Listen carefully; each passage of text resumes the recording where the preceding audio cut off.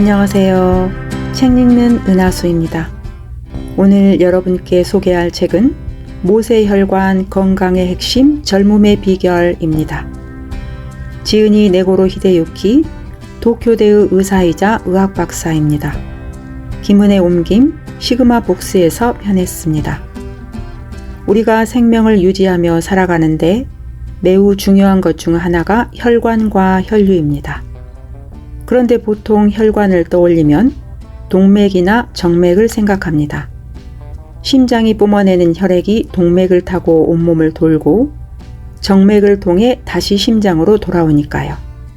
그런데 여러분, 이 동맥과 정맥 사이에 조그맣게 존재하며 실제로 우리 몸을 들었다 놨다 하는 게 뭔지 아세요? 바로 모세혈관입니다. 체온을 조절해주는 혈액순환의 주역이지요.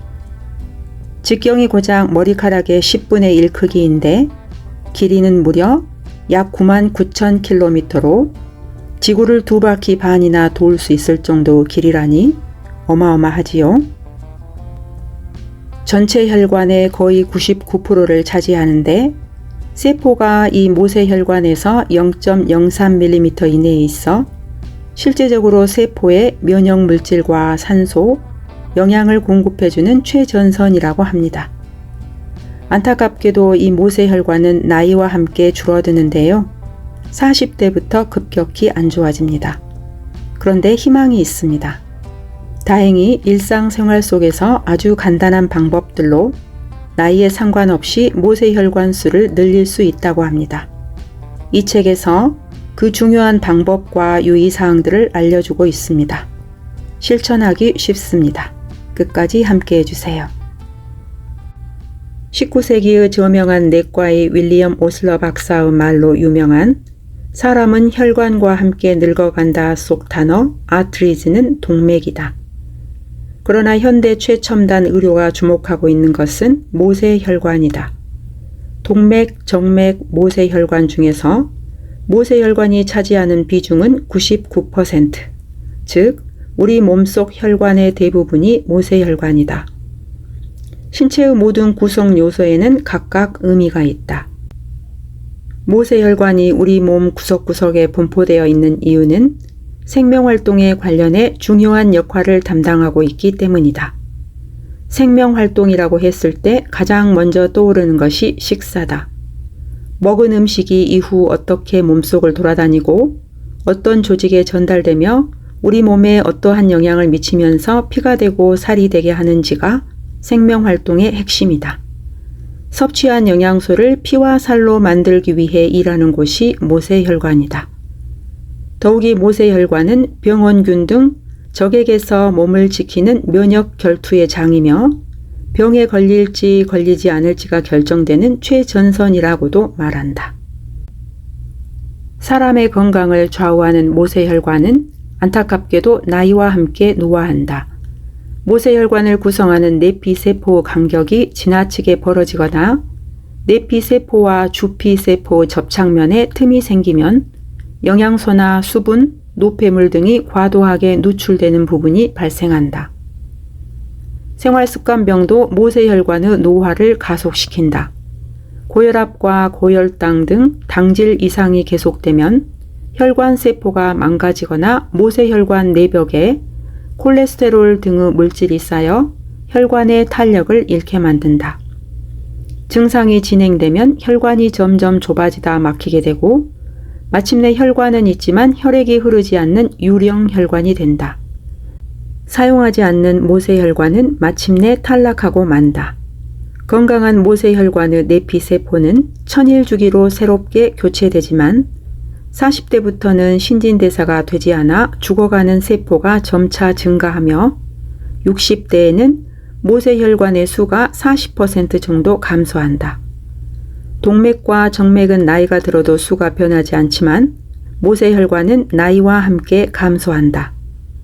모세혈관의 움직임에 큰 영향을 주는 자율신경과 호르몬의 불균형도 모세혈관의 노화를 촉진한다.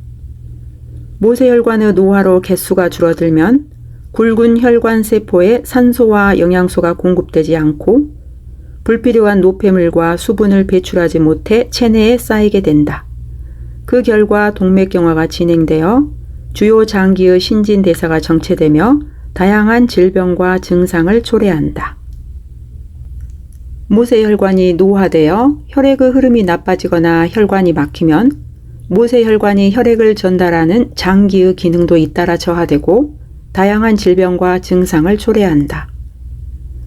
40대에 접어들면서 위장이 불편하다고 호소하는 사람이 증가한다. 그 이유는 위장 모세혈관의 노화로 인한 영향일 가능성이 크다.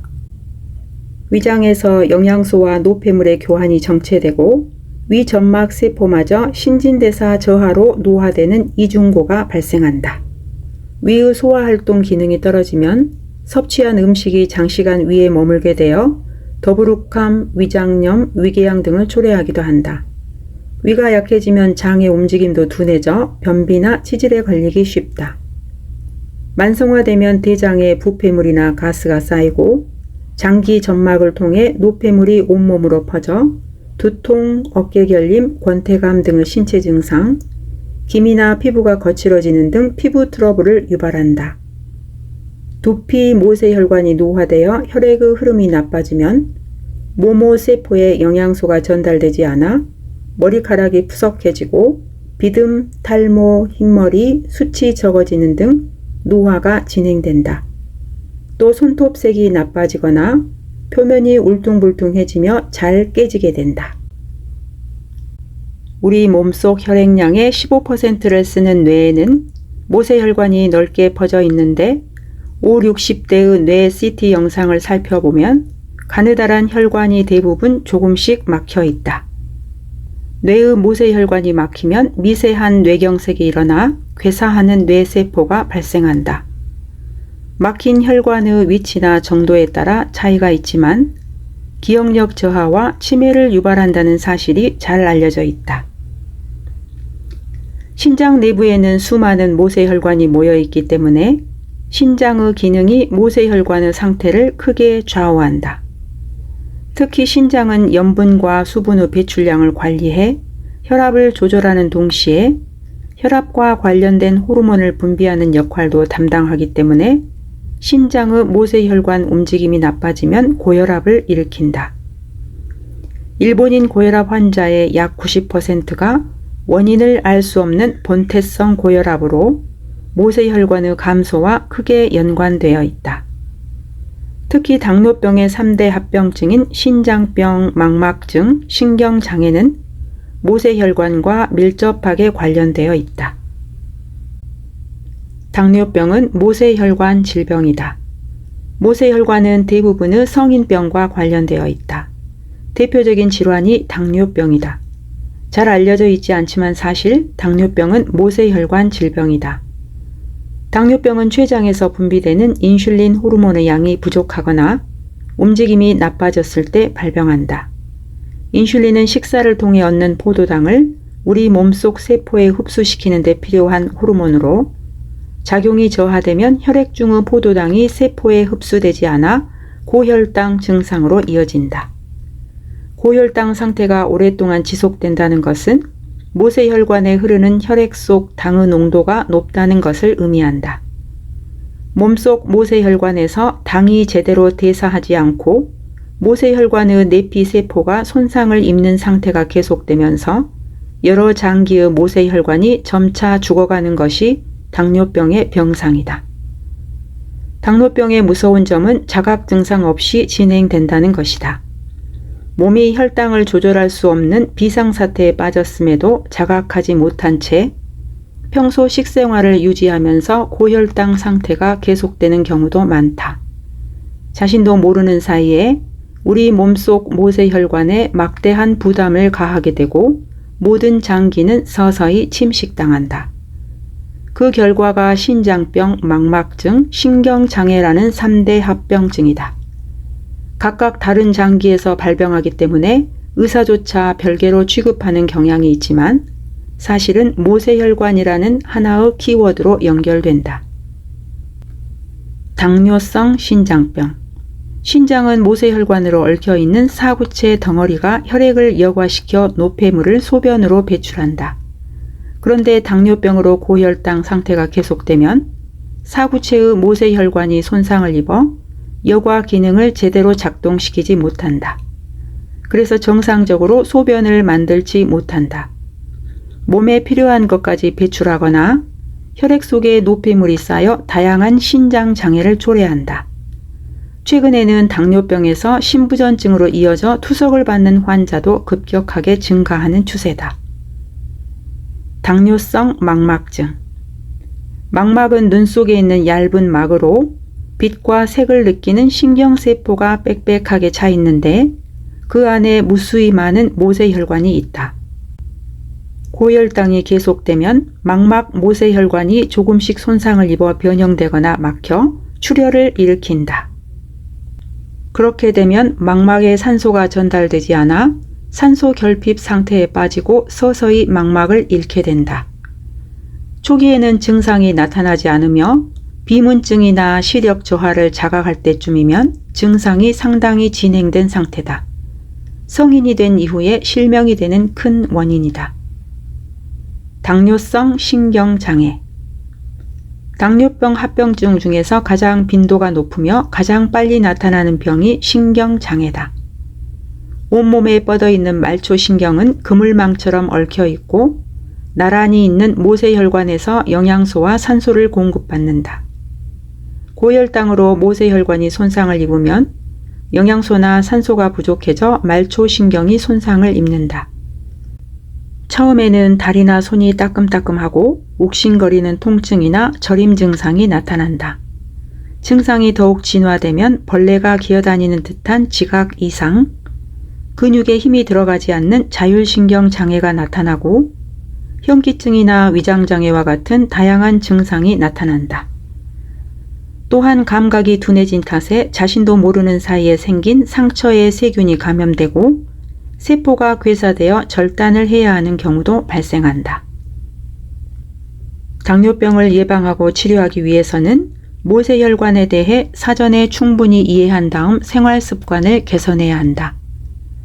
이미 당뇨병에 걸린 사람도 생활 습관을 개선하고 필요에 따라 약과 인슐린을 적절히 사용해가며 혈당을 조절하는 등 모세혈관을 건강하게 지키는 방법으로 증상 악화와 합병증 발병을 억제할 수 있다. 그러나 모세혈관이라는 관점에서 보더라도 적절한 지도 없이 증상을 악화시키는 경우도 적지 않다. 당뇨병뿐만이 아니다. 당뇨병의 3대 합병증처럼 증상이 현저하게 나타나지 않아도 모세혈관 문제는 뇌혈관, 위점막, 피부, 두피 등 우리 몸 곳곳에서 일어난다.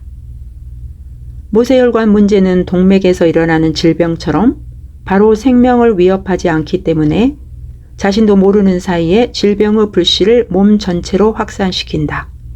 그 후 이상을 느꼈을 때는 이미 증상이 악화된 상태인 경우가 적지 않다. 작은 문제들이 차곡차곡 쌓여 어느 날 갑자기 생각지도 못했던 커다란 장애에 빠지게 되는 것이다. 그러니까 어떠한 증상이 일어나기 전에 모세혈관에 대한 지식을 몸에 익히고 스스로 대책을 세우는 것이 중요하다. 매일 손상을 입는 모세혈관을 회복시키기 위해서는 영양소와 산소 그리고 호르몬이 필요하다. 호르몬은 몸속을 돌아다니며 신체가 원활하게 기능할 수 있도록 돕는 화학 물질이다. 몸속에서 밤낮으로 만들어지며 100종 이상의 호르몬이 존재한다.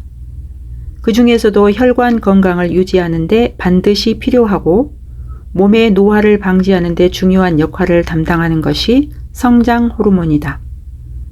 성장 호르몬은 젊음을 유지하는 안티에이징 호르몬의 대표 주자다.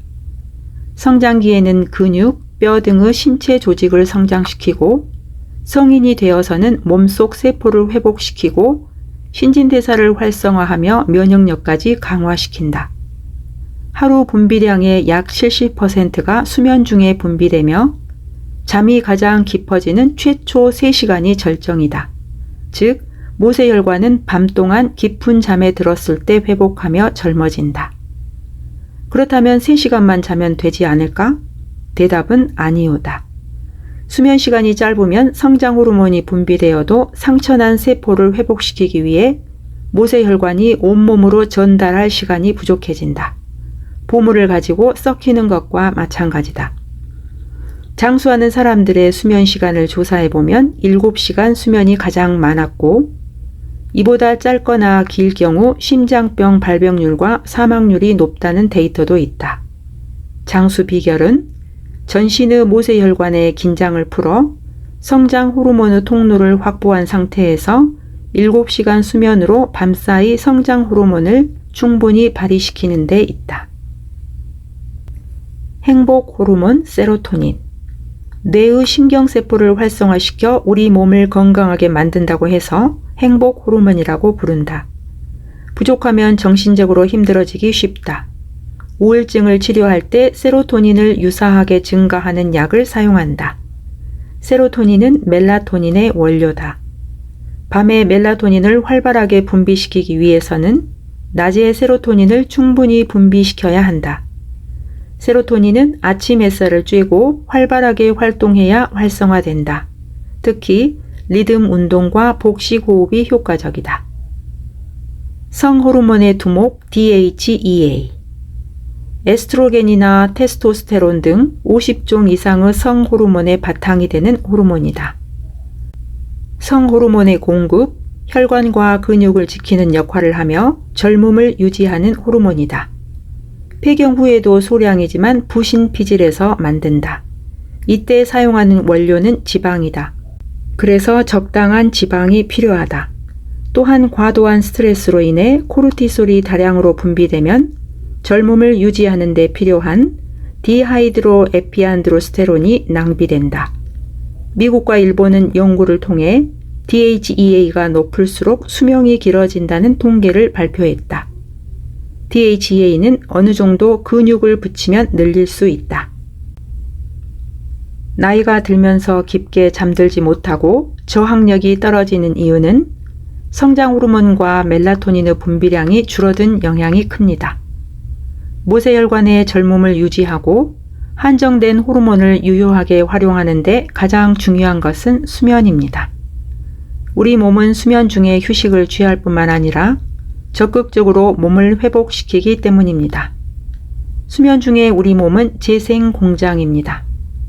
공장은 몸의 회복과 재생을 위해 성장 호르몬과 멜라토닌 등 다양한 안티에이징 호르몬을 분비합니다.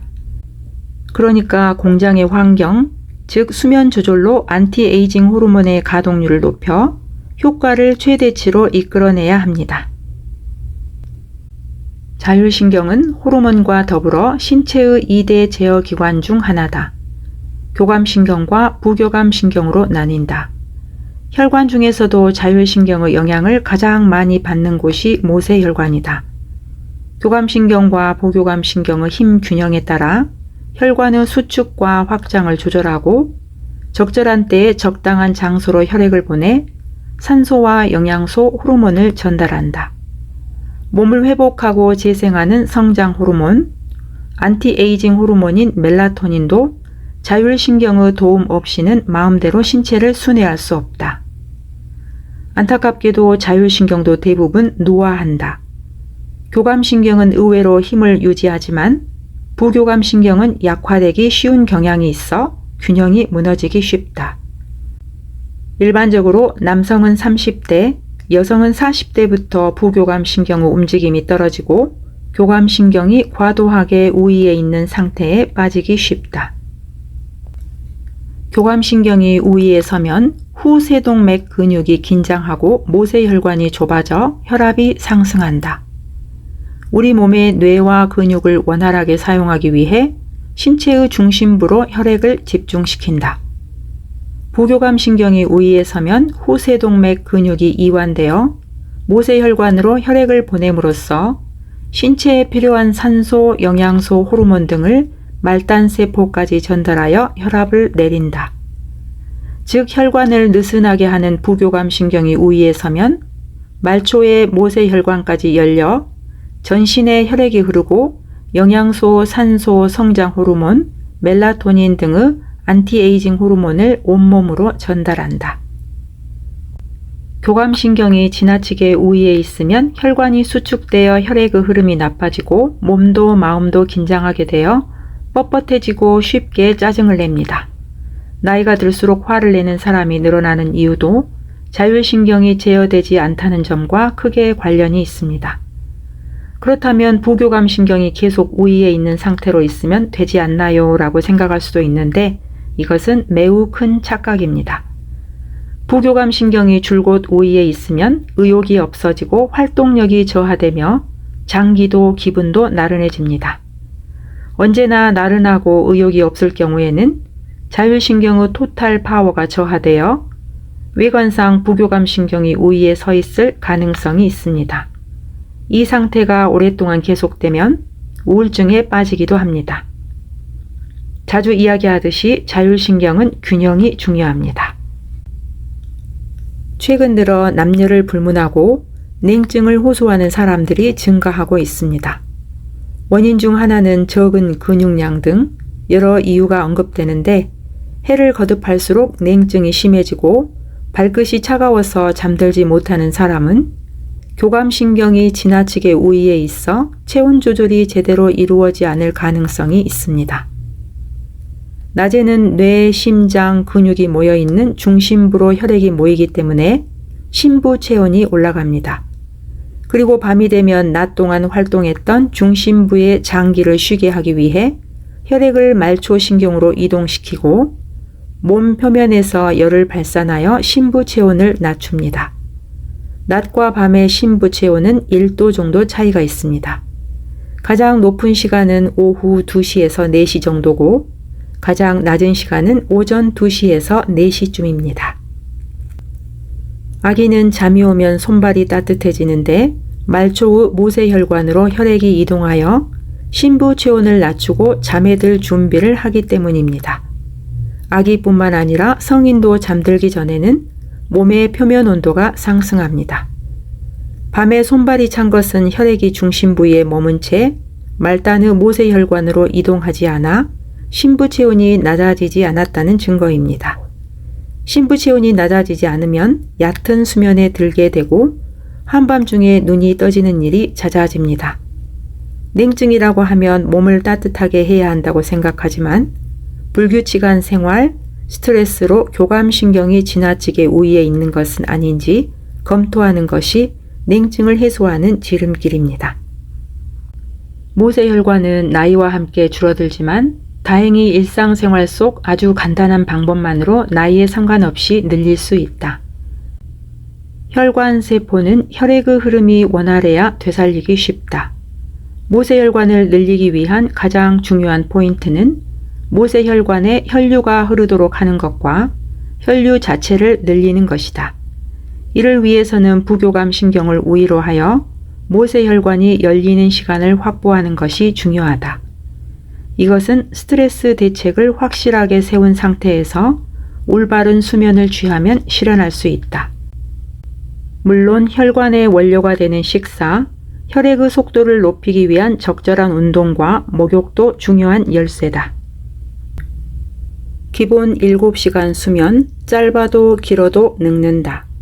수면 시간이 짧으면 모처럼 분비된 안티에이징 호르몬을 온몸의 모세혈관에 전달하여 컨디션을 회복시킬 시간이 부족하다. 그로 인해 우리 몸이 입은 손상은 상상 이상으로 깊어지고 4시간 수면이 3일간 계속되면 혈압과 혈당치가 상승하여 암까지 유발할 수 있는 상태가 된다는 데이터도 있다.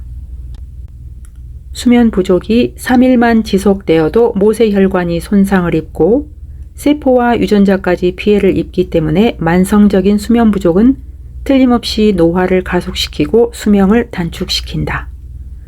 또한 수면이 짧으면 오전 3시부터 해가 뜰 무렵까지 분비되는 다이어트 호르몬 코르티솔의 작용을 방해하기 때문에 살찌기 쉬운 체질이 된다.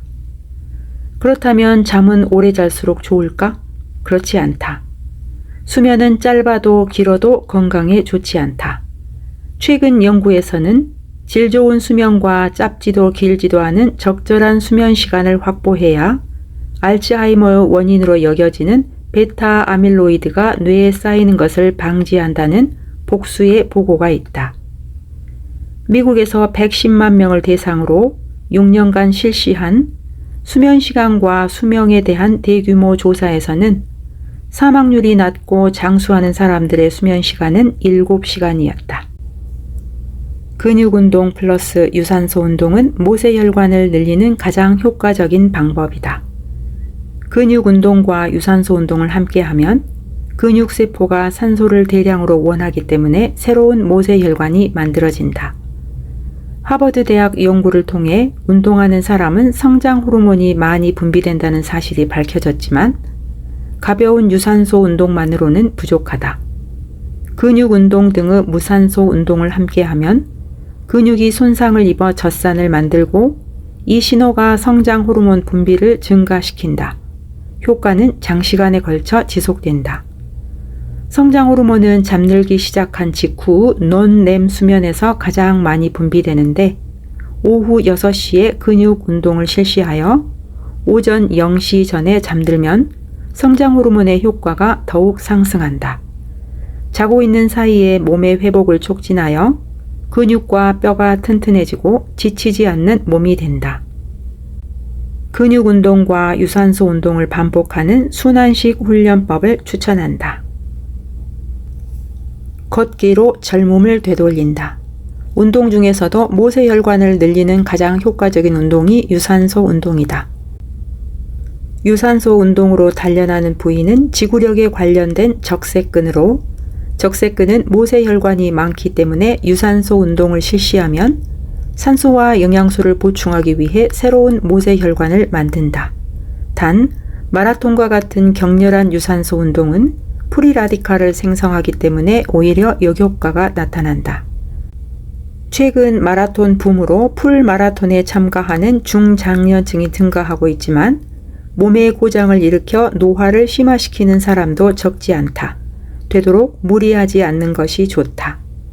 걷기 운동을 추천한다. 성인 남성이라면 하루에 9,000에서 1만 보, 성인 여성은 하루에 7,000에서 8,000보 정도 걸으면 노화 때문에 근육량이 저하되는 것을 만회할 수 있다. 그런데 이 정도 걸으려면 1시간 30분 정도 필요하다. 일상생활 속에서 최대한 걷도록 신경을 쓰고 부족한 부분은 별도로 걷기 운동을 해 보충하도록 하자. 칼로리 제한으로 장수 유전자 스위치 온. 식사로 젊음을 유지하는 방법으로 최근 몇 년간 세계적인 주목을 끌고 있는 것이 칼로리 제한이다.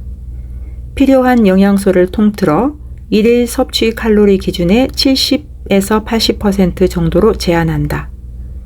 대사증후군을 억제하고 뇌와 혈관을 비롯한 몸속 세포를 젊게 만드는 아디포넥틴 안티에이징 호르몬이 칼로리를 제한하면 증가한다는 보고가 있다.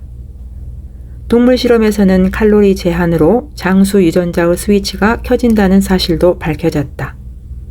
노화의 원인인 프리라디칼을 제거하고 면역세포를 정상화하는 시루트인 효소를 만드는 유전자다. 노화에 관련된 다양한 움직임을 조절하며 평소에는 오프로 되어 있지만 온이 되면 염색체 말단에 있는 세포 분열 횟수를 정해 수명의 회수권이라고도 불리는 텔로미어를 보호한다. 결국 혈관의 내피세포를 시작으로 세포가 장수하여 노화가 늦어지고 수명이 연장된다고 한다. 폭식과 폭음을 계속하면 아디포사이토카인이라는 나쁜 호르몬이 증가하여 혈압을 올리거나 인슐린의 움직임을 방해하고 지방을 축적하며 더 나아가서는 뇌에게 음식을 먹으라고 부추겨 대사증후군을 가속화시킨다. 혈관 내에 당이 올라가면 내피세포가 손상을 입는데 특히 영양 흡수 최전선인 소장 점막 주름의 모세혈관에 큰 부담이 가해진다. 이때 모세혈관의 내피세포를 통해 혈당치를 낮추는 인슐린을 대량으로 투입하는데 이런 상황이 계속되면 자연스럽게 인슐린 과다 상태에 빠진다. 차츰 인슐린의 효과가 떨어지다 마침내 고갈되어 당뇨병의 위험이 높아진다. 혈관 건강을 유지하기 위해서는 혈당치를 급격하게 상승시키지 않는 것이 중요하다. 잎채소, 버섯, 과일, 고기, 생선, 해초, 콩제품, 치즈, 견과류 등 혈당치를 높이지 않는 GI 수치가 낮은 음식을 의식해서 섭취하도록 한다. 수면 부족으로 수면의 질이 낮아지면 혈당치가 높아진다. 밤늦게까지 자지 않고 야식을 먹는 것은 좋지 않다. 인슐린 자체에 노화를 촉진하는 작용이 있기 때문에 노화 방지, 모세혈관 건강을 위해서라도 인슐린을 낭비하지 않는 규칙적인 생활 습관을 몸에 익히도록 한다. 장내 환경이 흐트러지면 장에 퍼져 있는 모세혈관도 손상을 입고 장 점막의 신진대사가 나빠져 변비, 설사, 장염 등을 일으킨다. 또한 장에는 몸 전체의 70%에 해당하는 림프 조직이 존재하며 외부 적에게서 몸을 지키는 면역 조직의 중심적인 역할을 하기 때문에 장내 환경이 흐트러지면 면역 저하로 이어진다. 장내 세균은 정신적인 측면에도 큰 영향을 미친다. 행복 호르몬인 세로토닌과 의욕을 북돋아주는 도파민은 장내 세균이 움직여 합성하기 때문에 유해균이 늘어나 장내 환경이 흐트러지면 정신 건강에도 악영향을 미친다. 장내 환경을 조절하기 위해서는 음식으로 유익한 장내 세균을 섭취한다. 유익균도 하나의 종류만 있으면 과잉 상태가 되어 장내 환경의 균형이 무너질 수 있다. 요구르트든 치즈든 하나만 정하지 말고 여러 시험을 통해 다양한 균을 섭취하는 것이 좋다. 낫또, 절인 음식, 된장, 간장 등 일본 고유의 전통식품에는 일본인에게 친숙하며 유산균이 풍부하게 함유되어 있는 발효식품이 다양하게 존재하므로 꼭 섭취해 보길 바란다. 껌 씹기로 행복 호르몬을 분비하자. 세로토닌은 뇌 안의 세로토닌 신경에서 분비되어 뇌의 신경세포를 활성화시킨다. 우리 몸을 건강하게 하는 역할을 한다고 해서 행복 호르몬이라고 불린다.